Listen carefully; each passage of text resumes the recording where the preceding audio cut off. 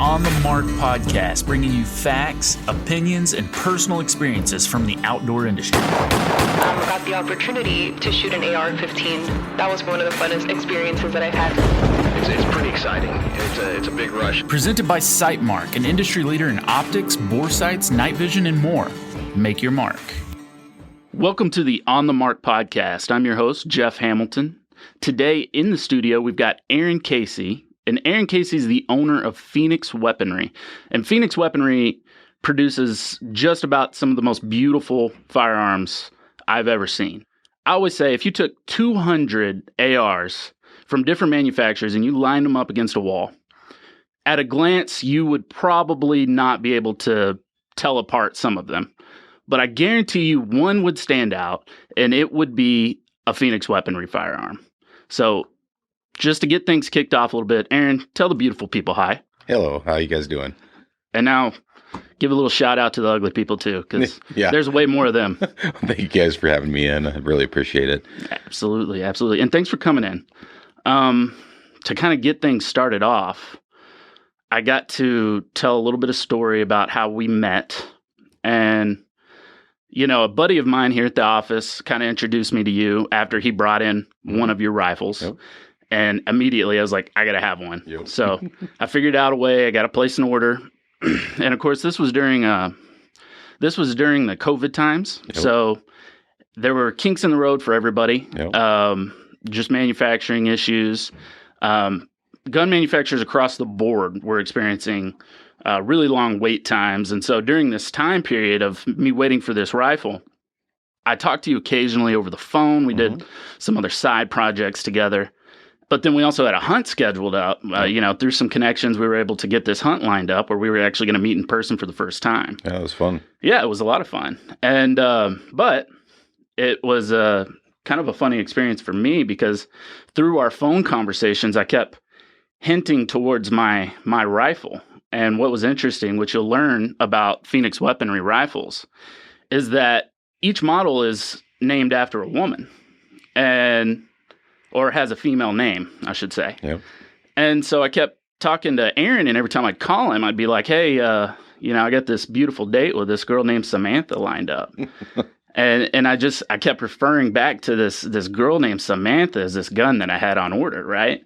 And all this was phone conversations before I actually met you in person. Yeah. And then when I met you in person, we show up for this hunt. I walk up, I shake your hand, and I make sure to kind of look around and make it obvious that I'm looking for something, to which you were like, what are you doing? And I was like, well, I'm pretty sure I had a hot date with this girl named Samantha, and I think she was supposed to come with you. And this whole time during these phone conversations, you had that same little chuckle every time I said it, and I thought I was being real funny. And then I make eye contact with you right after I say that in person, and I see a different facial expression than what I had heard on the phone. And all of a sudden you go, well, Samantha's my daughter. And they say you got 15 seconds to make a good first impression. Well, I spent about 2 weeks putting my foot in my mouth. So it's a blessing that you decided to come in here and spend some time with me in the studio. So I really appreciate it. But one of the things that I wanted to get at was your design is unique in several different ways. But can you just explain to us kind of what your design is and then how you got to that point? What made you want to go that direction? I look at guns as tools, right? And each tool always has a job. You want to make sure that the tool performs at the highest level for that purpose. And so when we looked at making all these guns, or when I looked at making these things a long time ago, it just seems like, when I started doing this, people had these giant quad rails, so they wanted to pull off that plastic handguard cover and get rid of the front sight posts. And so then they started strapping these giant quad rails on there. Then there's an entire industry shows up with like stuff to cover up the quad rail because the quad rail hurts, right? And I'm like, what in the world? And then the guns are overheating because you can't get the air out from underneath these quad rails. And then it just seemed like everything was really messed up. Like you buy something and then you strap some underglow on it, maybe a visor on it, maybe tint way too low, and maybe some rims, but it still's got a 3-cylinder engine and it still has a Geo badge on it. It's not. Yeah. We didn't fix anything. Right. So I really wanted stuff to be very precise and very accurate. I've made stuff for DARPA over the years. I've been involved in a lot of different things, and I really want each gun to have a purpose and be special. Yeah, and we see that in the quality of work you've done. And I mean, even in the process of me buying my firearm from you, in the conversations we had on the side, it was, you let me know straight from the beginning. You're like, look, I want to make sure and get you quality parts, and I'm not going to push out something that's below my quality just to, try and get it out faster. And, I think in the end, your consumers are going to appreciate the hell out of that. It's a little rough in the beginning. Yeah. People are like 6 months. I mean, 6 months is what you're running right now. Yeah. But, a lot of times 50% of the stuff that we do have to buy, bulk carry groups and barrels at this particular moment, fail our quality control, incoming quality control. Mm. If you wait, a couple months for a weapon and you pay the premium price that we ask for our weapons, and your bolt comes apart, or it's shooting all the way off the paper, and then another one goes the opposite direction, you're not going to be happy, right? I want, when you get it, to be dialed in, and you're just like, this is easy. Yeah. We were out this past weekend with some people, and they hadn't really ever shot distance. So at the hunting camp we were at Lone Star Hunts, we actually set up a 500-yard range and put out a 6-inch target. Yeah. So we're like, okay. And so pushed them out further than probably what most of them had shot before. Right. And so I set them down with a nice rifle, get them all dialed in, do the dope. I'm like, all right, I don't even touch it. I just hand it to them, right? Dial me, 37 clicks. Sure. And, like, all right, send it. And they're like, dink. I'm like, that's easy. There you go. That's properly made, manufactured. It's a quality firearm. Yeah, you need to know your gun. Yeah. Well, and those same people that were probably a little shocked at a 6-month wait probably ended up not being shocked by the end of that day, because there's a good chance that in today's market, people have unlimited information at their fingertips through the computer. Not always good information. Not always good information, but what they have is access to other manufacturers or dealers that, before would take a little bit more work. Yeah. So they're able to pick up the phone and call, and they probably found that most, if not everybody, was experiencing pretty much the same delays. Exactly, yeah. Which, 6 months to a year. Yeah. And there were some that I was going to order last year that they told me straight up, it's like, it will be 2022 before you can get this firearm. Yeah. And we're talking, December at that point. And I'm like, that's insane. Well, so by the end of their search, they were probably like, man, this is actually affecting everybody across the board. Everybody's having a tough time. There's a lot of imported parts that are now being blended with commercial or U.S. made parts. There's a mixing of components and metals and all that kind of stuff coming on shore, and it's going to affect everybody in a pretty bad way. The good news is for you, though, is that your weapon was on the bench, on the back bench before I left. So one of the guys was like, hallelujah. Your barrel was actually in the lathe. So yeah, it should be. We'll get through the initial testing of your barrel, make sure everything's good the way we like it. And then you should be hopefully getting painted soon. Awesome. We'll get it in here for some marketing content too, and kind of throw it back at you a little bit. We'll have to see what kind of camo you want it done up in. Now, I want to dive into the meat real quick, and we're just going to wiggle right into there, okay? There was a shooting a few weeks ago in Boulder, Colorado, and the reason I'm asking you about this specific shooting is because Phoenix Weaponry is located in Colorado. Yep, we're 20 minutes away from us. Yeah, so that kind of must have hit close to home for you. Every shooting hits close to home. What are some details about that shooting? Colorado has some, we'll call it a race to California, Cayce, Colorado, which you guys are also experiencing here in Texas, but they're in a big push to do as much as they can, as fast as they can, and so doing so, we had an assault weapons ban in Boulder, of course, effective as all ones are, where almost nobody turns them in. You already have a magazine capacity limit. We have no private party transfers allowed. Was that shooter in Boulder using a legal magazine? No, that would be no. Yeah. Okay. And so, I mean, Effective law. I just don't understand people's lack of understanding that you cannot make murder any more illegal than what it is. Right. Yeah. I mean, even Well, it's like it's like at one point in time, everybody got together and was like, "Hey, listen, this murder thing is not good. Right. These people are probably biblical, you know. Let's outlaw murder." Yeah. And then they did it, and then they're like, "People are still being murdered." And carved it in stone to boot, and put them on a couple tablets. Yeah, yeah, exactly. People are still being murdered. Let's ban tools that help people murder. Yeah. And you're like, okay, so like fist and feet. Yeah, well, not those. Everybody's got those. No, knives. No hammers. Well, no. I mean, people need hammers. Yeah, all things that are responsible for killing people much more than firearms. Yeah. But not even those tools are responsible. It's the individual and their mindset. We've lost individual responsibility in the United States. Once people have lost that, you lose the values of life and everything else. I mean, until people have personal responsibility for your actions, for your behaviors, and everything. I mean, we're just doomed. I mean, we have to find a way to bring that back if it's even possible. Right. If you're never responsible for what you do and what you say, then it's never going to stop. Right. Right.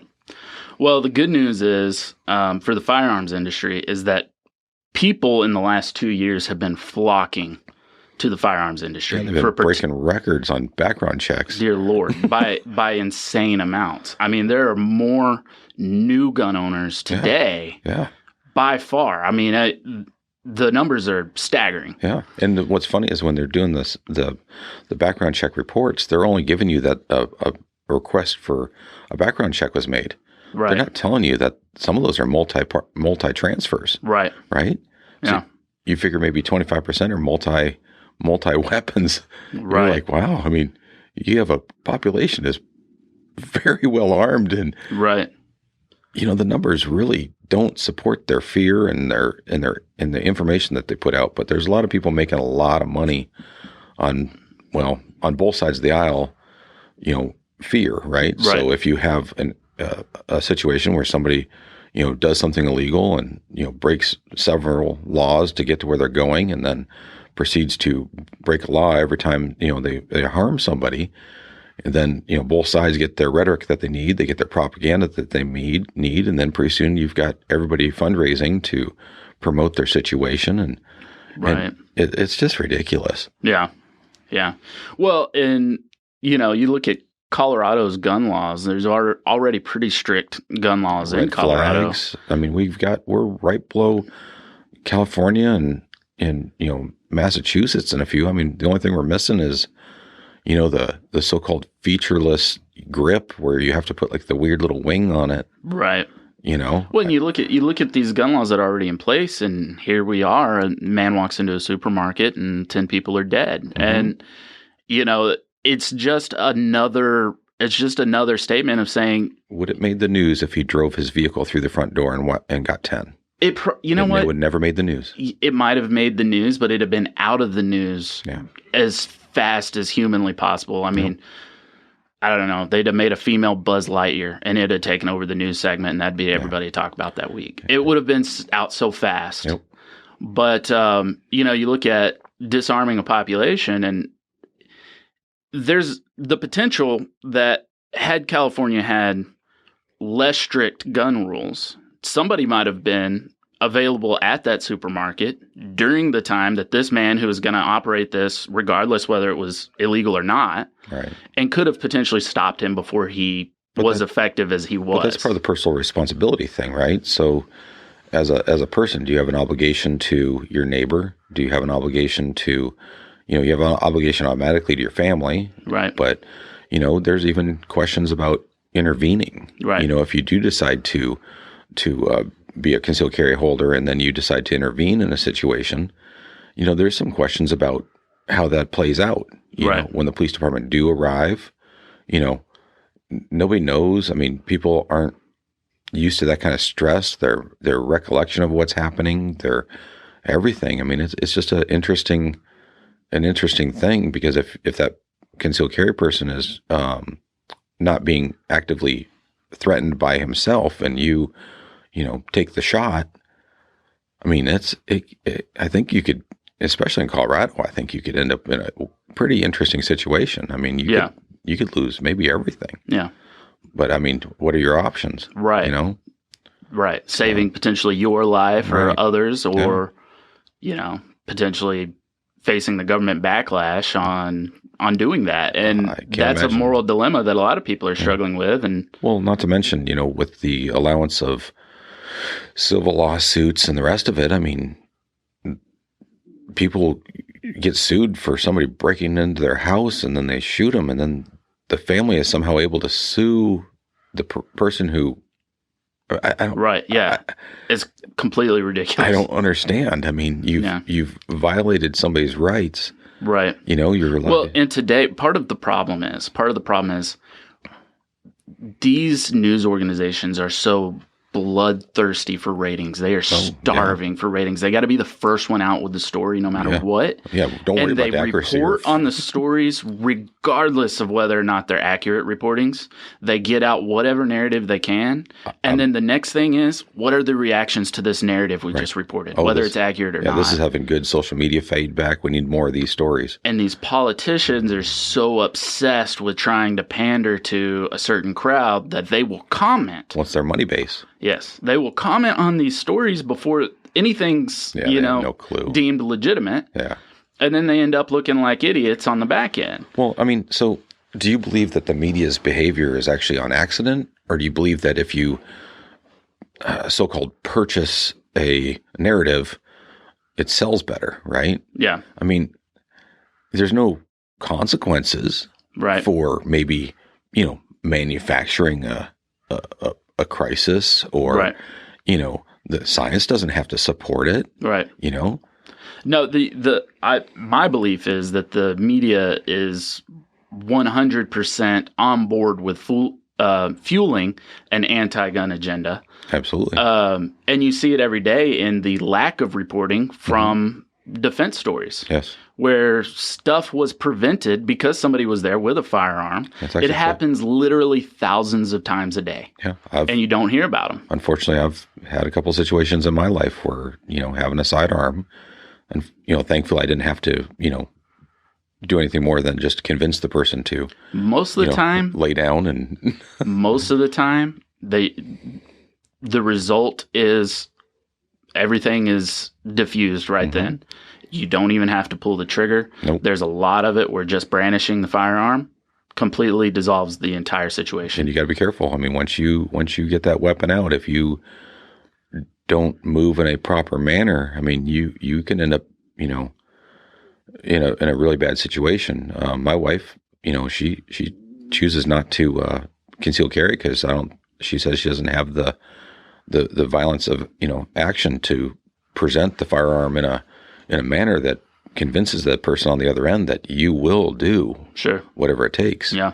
But if somebody rolls out and they're, making that movement forward and lots of eye contact, very firm, calm, commands of what's required. Right. And people sober up, you can see it in their face when they become sober, when they're looking down, Absolutely. Yeah.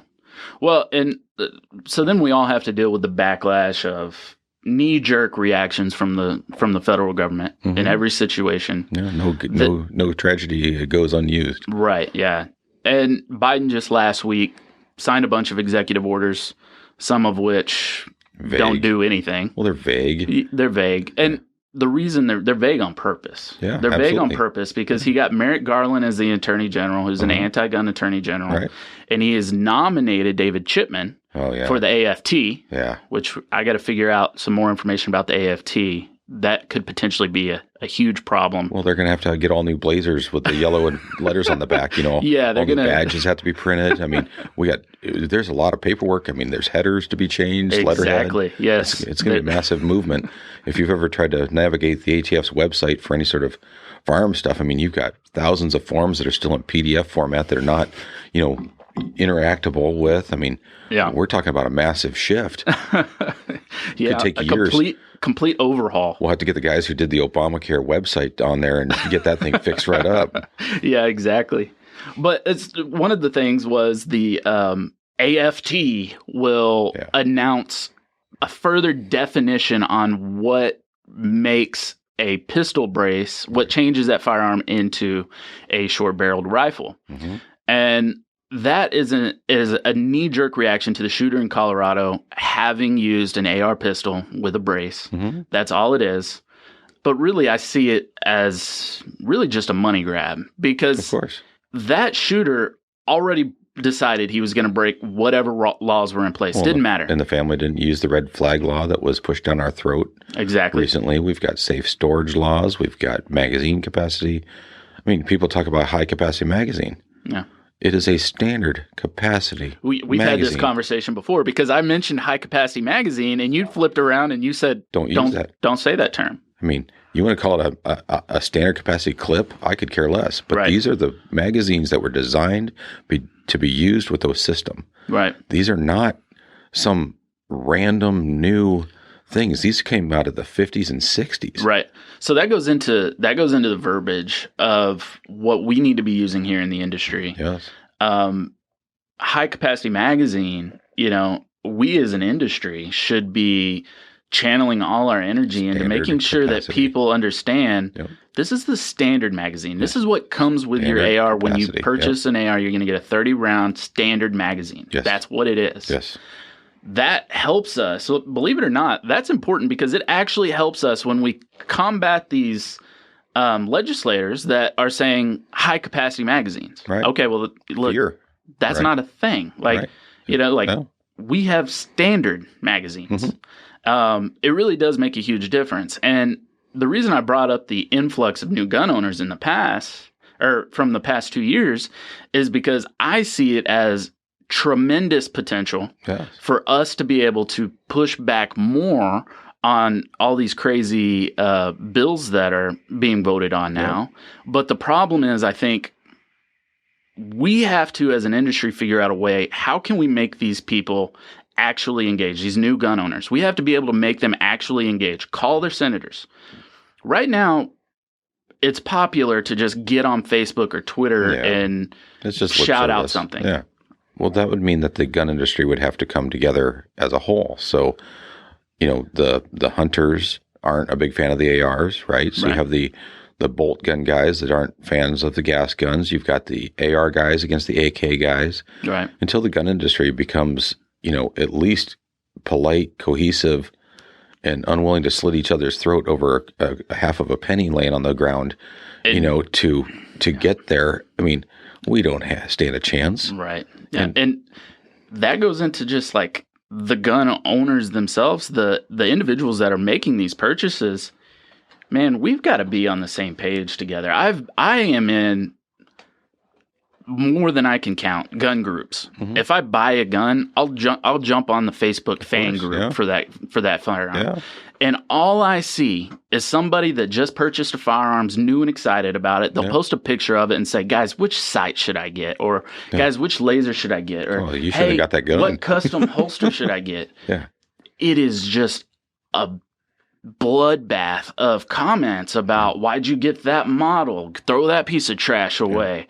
Oh, you're going to get that? You shouldn't get that. You need to get this. Mm-hmm. And part of it is the pride. Like some guy just went out and spent, $1,500 on his red dot. Well, unless it was like, part of the stimulus package. Right. But yeah. Part of it's the pride. And so like these guys are really snooty about what they just dumped all this money into. Yep. But it gets to a point that we've got all these new gun owners coming in and they're coming into an abrasive environment when instead it should be like, hey man, you chose that. And that's cool. It's a good-looking gun. Yeah. You're going to love it. No, not going to happen. There's nothing wrong with that because then we can come together as a community and be like, hey, let's make a phone call into our congressman and just leave him a voicemail. That's all it's going to be. It's going to be a 15-second voicemail. Yeah. Hi, my name's Jeff. I live in Texas, and I'm calling to voice my opposition to any bills that attack our Second Amendment rights. And you're going to get the fancy piece of letterhead back saying from the office of such and such congressman, we appreciate your feedback. Yeah. But we're going to be going in opposite direction on this. Yeah. Well, but the more people we actually have calling in, it really does make a difference. And I think I'm of a different opinion. Guys like Tom Gresham are really like, stop screwing around on Facebook. Call. Yep. We need the Facebook and the Twitter, and we need that interaction too. Because if you look at some of the radical stuff that's happening right now, a lot of that social media, it's fueled by social media, and I think it does serve a purpose. But they also, those same people that are on social media pushing all these anti-gun narratives, they are also taking the time to call in. I guarantee you they're getting way more calls about gun control than we are calling in to voice. Well, you're looking at different ideals, right? So we'll call them a progressive, right? We'll go back to the old, you have conservative and you have progressive, right? By and large, the nature of a progressive is to progress their agenda, right? They're evangelical. They're motivated. They're busy. I mean, they keep it busy. A conservative is going to be doing what? Working on taking care of their family, doing their stuff that is conservative, right? No. You don't go out and you're not pushing. You're not, we're looking at two completely different ways of looking at things. One's completely emotional. One's completely, non-emotional. Right. So it's. But, a long time ago, they used to say that the problem with people was the lack of information. Yeah. That's not the case, because I think social media is going to be the downfall of our civilization. Yeah. Because it wasn't lack of information. Now people have access to too much information. You don't know what's real. You don't know what's fake. That's the You big don't know problem, what's manufactured. You don't know what has been doctored. You don't know what's been clipped. You don't know. And the change from reporting actual news without bias. I took classes in college on broadcasting. And at that time, I was taught to leave emotions out of your reporting. Yes. You're reporting on a story. It's emotionalist reporting. You don't get to choose a side. That's the way I was taught. Yeah.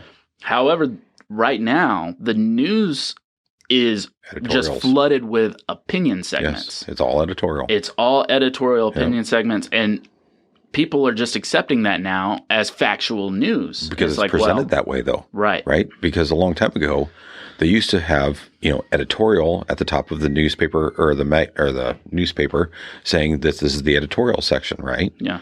And then when you had people that were doing their TV stuff, they'd have they call it an opinion piece, right? They've removed all that. Right. So now you just have basically nothing but editorials, you get at best you get a small tagline under the ridiculous header that says opinion piece by whoever. My wife laughs at me because I'll actually turn off the sound on the TV and I read the bottom. I read the bottom, basically not teleprompter, but whatever they call that thing at the bottom of the screen. Yeah. I just read that. Yeah. I mean. And what's funny is you've got this conflict coming up in Russia. I mean, the Russians are mobilizing thousands of troops, moving armor to the border of Ukraine. Ukraine's, reacting in a big way. Ukraine's wanting to be in NATO and all this other stuff. What do you see? What do you hear on the editorial pieces? Nothing. Right. What do you see on the bottom of the screen? Russia mobilizing 4,000 troops to the Ukrainian border and all this other stuff. All this stuff's going on. They're up there yapping away with their perfectly combed hair and their makeup on and the hamburger lights, Right. And then, down underneath is some pretty serious world news going on. Right. Exactly. Oh, don't worry about that. Don't look at that. We just had that up there, exactly. To put on a resemblance of news. Well, we did cover it. Didn't you see it? Look at this slider right here. It's 15 seconds. Yeah. Just there it goes. Catch it quick. Yeah, exactly. Well, back to this shooter in Colorado. Well, actually, let's go back to the gun laws in Colorado. So you guys already have red flag laws. Yeah. Is there any indication that those work at all? Well, according to the shooter in Boulder, no, because his family actually supposedly took a gun away from him 4 or 5 days before he went to Boulder and did what he did. Right. So you're violating somebody's rights before they've committed a crime. Right. There's no hearing. There's no sentencing. There's no, you just all of a sudden decide, right. With whatever evidence is presented. Right. Now they've got this safe storage law to basically kind of finish it up. So if like your neighbor believes that you're not storing your firearms safe, then you tie that to the red flag. It just leaves it too open. I mean, you're rolling towards Minority Report. The reason I brought it up is because it was one of the executive orders that Biden announced. He wanted to come up with a federal template for the red flag laws. Using Colorado and California as a basis. Yes. And the reason that that's important, and I want people to understand a little bit more about this, your state, just because the federal government issues a template for the red flag gun laws, whatever state you live in doesn't necessarily have to adopt that in. No. But it makes it a hell of a lot easier for states that want that in to accept it. If that didn't exist, they have to go through the legislature process. They have to vote on it. It has to get a majority vote. And it has to go through this long process. And a lot of states just don't have the votes to be able to pass that. Right. But with a federal template in place, all that state has to do is say, okay, we accept this federal law, and now we're going to be this way. Well, this whole COVID thing has opened up this whole executive order thing under the Emergency Powers Act, right? Right. Yeah. So, maybe that falls under executive orders, right? Right. I mean, we're now ruling by caveat. Right. So every 4 years, you're going to have somebody come in, or every 2 years for governors and things like this. You're going to be able to roll in and basically undo whatever you want, issue new edicts from the throne, right? Right. And basically just change everything, right, whenever you feel like it. Right. We've removed the slowness of Congress in exchange for a quick, executive order, and you fight out in the courts later, but they don't get to it for 6-7 years. So you have already got your quick flip on your feel good policy that you've executive ordered. You've got your base all riled up and funding, sending you money for this whole thing. And by the time it gets to court to find out that it's unconstitutional, you're already out of office. Yeah. I mean, it's a pretty good scam, right? Yeah. I mean, it's insane. Follow the money. Yeah. We've got a few minutes here, so I want to get to a different topic real quick, and I think this one's going to hit a little closer to home for you. It wasn't in the executive orders that he signed, but he did say that he wanted to push Congress to remove liabilities for gun manufacturers. And being a gun manufacturer, I'm guessing that's got a little bit more meaning to it than what some people might realize. What does it mean to have your liability stripped away as a gun manufacturer? Well, if you make something and legal tender is exchanged for it, you are now going to be liable for however that person has decided to use this weapon while committing their crimes. So once you break open this, we'll call it a door, then can Ford be sued because somebody drove their vehicle to a certain place? He may have drank a Bud Light on the way. Is Budweiser liable? Is the tire manufacturer liable? Right. Is the door manufacturer? I mean, once you remove single device that was used in the process of that crime. I mean, we had a huge mess in the 80s and 90s with suing everybody about, you manufactured this, and because I put Gorilla Glue in my hair, now all of a sudden the manufacturer is now liable, right? Right, yeah. Instead of, a bunch of morons going on, a GoFundMe page to pay somebody to get their head fixed because they weren't smart enough to put Gorilla Glue in their hair. Right. They would have been allowed to sue Gorilla Glue because they didn't tell them to put it on their hair. Right. I mean, that's where all these dumb warning labels come from, and the stupid little stick figures where, it has a leg laying there next to the stick figure, because if you turn your lawnmower upside down and then you kick the blade to start it or stop it, that you could lose a leg. Might result in loss of limbs. Right. Yeah. But, now we're going to basically start removing, liability. So firearms are on the main target. That's the crosshairs. Okay. After that comes what? Ammunition manufacturers. After that, what else don't people like? Oh, we don't want you to drink 2 liters of soda at a time. That's the thing. That's the thing that people need to understand. There's no end game. There's not a stopping point. There's not a point where they say, okay, firearm manufacturers have lost their liability. Everything's perfect. Now we're happy and satisfied, and the world will be unified, and everything will be peaceful. We had something happen where, there's some sort of massive tragedy, and the vehicle involved was this. So it must be that, we must take out the brakes were of, ABS brand or, Stop Tech. Right. The tires are Bridgestone. The coat they were wearing was, North Face. I mean, well, and I look at it as removing liabilities for gun manufacturers, to me, looks like the most extreme example of gun control that I can think of. Because how many lawsuits can gun manufacturers withstand before they just bankrupt? They're not one. Exactly. I mean, you're telling me that one by one, lawsuit after lawsuit, they can literally just make each one of these gun manufacturers dissolve. Look what happened to Remington in Connecticut, right? Yeah. I mean, we're talking one of the big three. Right. Is taken out by a lawsuit by somebody who killed somebody to steal firearms to go to a gun-free zone and commit each felony on his way along with homicide. Right. And now a weapons manufacturer had their liability removed in that state. Yep. And it cause a bankruptcy. Yep. Absolutely that's one of the big three. Yeah. Little guys? Right. Come on. During Biden's executive orders, he mentioned that no amendment is absolute. Mm-hmm. In your mind, is that like a forecasting on what they plan to do? I think the best thing that Trump did for us was to get the Republicans and Democrats to take off their mask and show us all who they really are. And so instead of all the games about we're not here to do this, we're not here to do that, they've taken off their mask, and that's the agenda. But if you outlaw things that are commonly purchased, isn't that a violation of the Fourth? Right. If you say that certain things can't be said because it's hate speech, whether you like it or not, isn't that a violation of the First? Right. This whole thing was set up that if you violated somebody's rights, that there was consequences. Right. Not your right to be offended, not your right to, anything else, but actual silencing you from speaking. Right. And so in the corporate world, this progressive agenda of inclusion and political correctness and all this stuff so that nobody has their feelings hurt.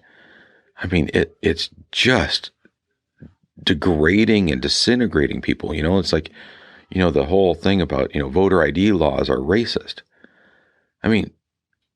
Are you saying that the people of this group that you can't get an ID? They're not smart enough to get an ID? They don't know how to get to the DMV and fill out the paperwork? Or like open up a bank account or get on a plane or, Well, in every poll in that particular scenario, every single poll I've seen shows that, the African-American community, who they are saying is going to be suppressed by this, over 70% of them are for voter ID. Why don't you hear from them? Hey, speaking of this, congratulations on getting the MLB All-Star Game moved to Colorado. I don't know how you guys pulled it off. I don't know. But y'all were able to get laws. Our laws are more strict than where they moved them from. More strict, and not to mention there's a pretty significant demographic in Colorado than in Georgia. Yeah. Primarily Caucasian. Yeah. It's just insane, these woke companies coming out and trying to make a statement and then completely putting their foot in their mouth. United Airlines comes out and says that they're going to start picking pilots based on gender and race. So we're going to have people that are operating a piece of equipment in the millions of dollar territory with the lives of 200 and some people strapped into a tin can with wings on it. And we're going to go ahead and, we feel that this person is very qualified, but unfortunately, due to our restrictions, we have going to pick somebody else. Yeah. Thank you for participating. Yeah. What they said was 50% of our new pilots trained will be either a woman or somebody of ethnic background. And my thought is, I don't give a shit. Yeah. I want the best pilot. Okay, I want whoever can get me from point A to point B without crashing the plane. And I don't care if it's a woman. I don't care what color they are. Do it. You don't need to make a statement about it. Yeah. Just get it done. Just give me whoever's best. Yeah. I've not boarded a single plane and knocked on the door and opened it up and been like, hey, I'm just making sure there's 2 white guys in here flying this thing. Yeah. That's not a thing. No. Like, this is absolute ludicrousy. It's part of the insanity. I mean, it goes back to the, too much information, right? Yeah. I mean, people are just dumb. Yeah. And they're just freaking dumb. Yeah. Everybody's science this and science that. You want equality. Fine. Yeah. Let's compete on equal ground. I don't understand this. We have first generation immigrants that come here from all levels of poverty, malnourishment, destruction, wars, genocide, everything. Mm-hmm. They come here to this country, the only place you can do that, and they succeed. Right. I have friends that have come here. One guy I knew, he swam across a port in Laos with his brother on his back holding onto a basketball. Yeah. Ended up in Colorado, down in Colorado Springs from a Christian mission. Last time I talked to him, he's got a nice house. He's got a beautiful wife, got his boat that he wanted, driving a Range Rover. Mm-hmm. I mean, when I first started working with him, he was going to school at night to take English classes so he could, communicate with us. Yeah. I mean, he came here. He swam across there with a pair of shorts on with his brother on his back. Right. I mean, you want to talk about coming here with nothing? Right. Yeah. I mean, and he's fine. Successful. He's doing great. Very successful. And that doesn't happen anywhere else. No. It happens here all the time. We take 1 million immigrants into the country every year. Yeah. And by and large, regardless of color, ethnicity, religion, anything, most of them are successful. Right. I mean, you can't. Yeah. I just don't get it. It's frustrating. But, yeah. And especially when you see the just idiocracy in these companies coming out, making statements and then not reflecting those statements in their actions. Yeah. I mean, well, it's just advertising. Yeah. Well, what I like to say is we have a bloodthirsty media right now who's craving for ratings. Yeah. And we have companies that are trying to figure out, how can I stand out in this cesspool of information that everybody's got? Well, social media is killing them. Let's do something that is outlandish, something so crazy that the news organizations pick it up and give us free publicity for an entire month. Regardless of what the story is, my name's going to be in the headlines. Yeah, absolutely. And that's really what it's all boils down to. It's all marketing. But anyway, well, we got to wind down here. I think we're running out of time. But I did want to say thank you for coming in. And I just want to let you know, keep going. I appreciate it. I like coming down. What you guys do at Phoenix Weaponry is truly awesome. I think you've got some of the most beautiful rifles that I've ever seen. You say that to everybody who comes into your podcast. You're the first. You're the first, though. You're just buttering us all up. Well, and also, if you guys aren't familiar with Phoenix Weaponry, go check out their website. They do have suppressors as well. Yep. They got some Delta monocore suppressors. Go click on the tab there. You'll be able to check those out. Yeah, we suppress all the way up to 50. Yeah. And what's that website? www.phoenixweaponry.com. Was that 4 W's? I think so. Okay, that's the new World Wide Web. That's the. I'm so old that you used to have to put that in. Now I think it just goes directly if you just type it in. Yeah. I don't even know if you have to put .com in anymore. No, I'm not. Maybe. I think you do. I think you still got to put the .com. All right. Yeah. You know what? Nobody put the .com in, and nobody put in the www. Let us know how it goes. See what happens. Yeah. All right. Well, thanks. We're gonna head out. We'll see you all on the next show.